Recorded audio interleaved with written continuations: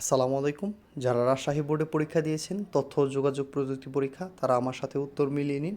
আপনাদের কতগুলো এমসিকিউ হয়েছে এবং আমাদের কমেন্ট বক্সে জানান।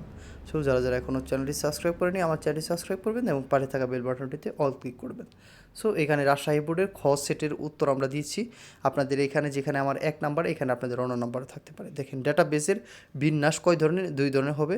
কোনটি সামাজিক যোগাযোগ মাধ্যম নয়? এখানে হবে গুগল এবং হচ্ছে বিপ সাউন্ডের জন্য কি র্যাম দায়ী, এবং 4 নাম্বারে এখানে হবে রেজিস্ট্রেশন ক্লিন আপ, এবং 5 নাম্বারে হবে শর্তযুক্ত অনুসন্ধান, এবং 6 নাম্বারে যে ইটা আছে আমাদের, এখানে অ্যান্সার হবে 1, 2 এবং 3। সো এখন আমরা 7 নম্বরে চলে যাব। এইখানে অ্যান্সার হবে প্রোডাক্ট, এবং 8 নম্বরে অ্যান্সার হবে ইনসার্ট, 9 নম্বরে অ্যান্সার হবে ফটোশপ, 10 নম্বরে অ্যান্সার হবে ইকুয়াল, 11 নম্বর এখানে অ্যান্সার হবে 20, এবং 12 নম্বরে অ্যান্সার হবে মার্স ডাউন। সো আমরা এখন চলে যাব 13 নম্বর অপশনে। সো আমরা চলে যাই এখান থেকে 13 নম্বরে।